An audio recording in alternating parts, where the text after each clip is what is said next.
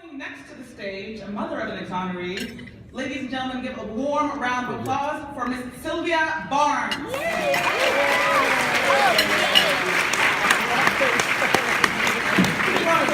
the way to the stage. All the way.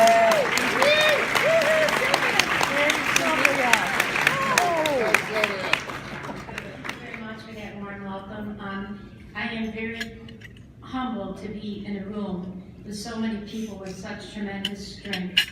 I don't know how you ever live through these. My son did 20 years in upstate New York for a rape murder of a 16-year-old girl.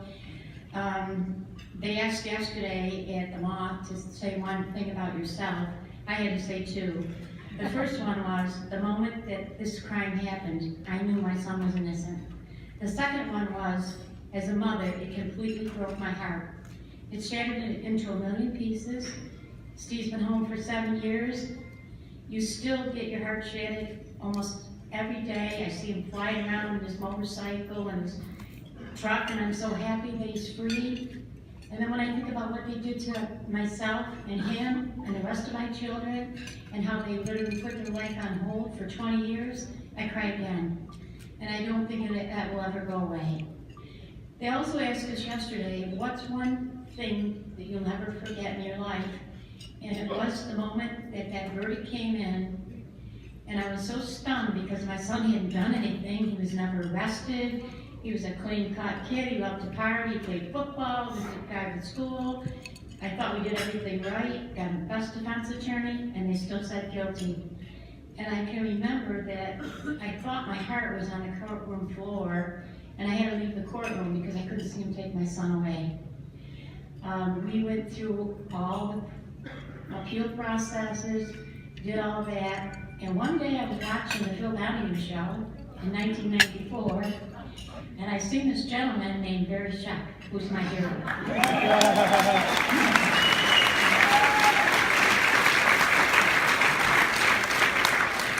Barry Sheck and Peter Neufeld gave us back our lives. When they had on stage last night 140 exonerees, there's about a thousand other people that they freed. They gave parents back their kids, they gave kids back grandparents, siblings. We were all exonerated because we're all incarcerated. I thank Barry and Peter every time I see them. They do tremendous work, and if they don't have a place in heaven, nobody does. The second most important thing in my life was my younger son. We went through, it was stayed dormant. We got private investigators, we're out of money. I had $50,000 in my credit cards. And my younger son went to Boston 9 years ago because he got on the internet and found out there was a project conference. I didn't know at the time, he didn't have money for a hotel. He slept in his car in March in Boston to make sure that they would look at the brother's case again, and they did. Eddie Jalone called me and said, we're reopening your son's case, and I just started crying. I said, thank you, God. So it went on for about 5 months, and they told me that it might come back inconclusive. The evidence was 25 years old. We'd already had it extracted in 96, and it came back inconclusive because we didn't have enough fluid. So his staff attorney came up 2 weeks prior to his release at a seminar, and she said, you know, we got a profile and it's mixed. We have to go back for a 440 motion, and it's going to be a long time. And that was November 10th, and I just looked at her and said, oh God, won't Steve be home again this Christmas? And she said she never forgot that. So after the seminar, 2 days later, I got a phone call, and she said, tell Steve that the DA's office in Selmark Laboratory is going to go down to the prison and do a swab on his DNA. He's not to talk to anybody, just his name, serial number, and he did. Investigators told me after he wouldn't say anything to anybody, the only thing he said was, how long will this take? And the investigators told me when they got out of the car, they called their district attorney, Scott McNamara, who's great. And they said, Scott, be ready for the shit to hit the fan because this kid is innocent. He can't wait for the DNA. And it took 8 days, and his staff attorney called me. It was the Friday before Thanksgiving, and she said to me, are you gearing up for Thanksgiving? And I said, not really, because we really had a lot of hope that Steve would be home this Thanksgiving.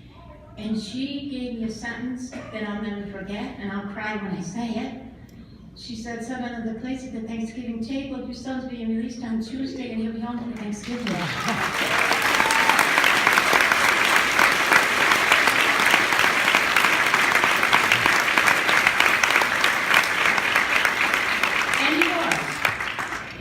He would have been home the next day, but we got the results at 3 o'clock on a Friday afternoon. Obviously, there was no court.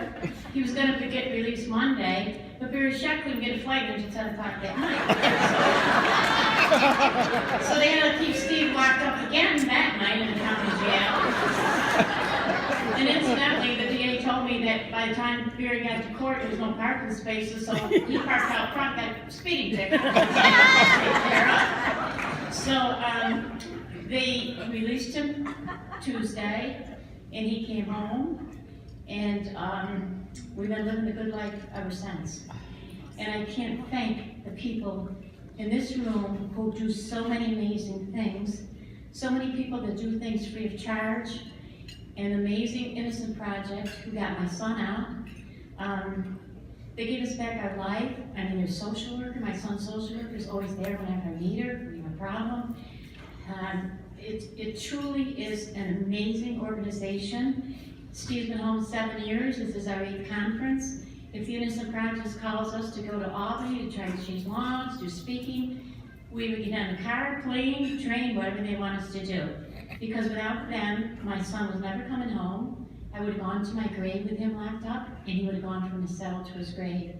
And Barry and Peter and all you people at New York Innocence Project, I'm one grateful mother, and thank you for giving us back our life.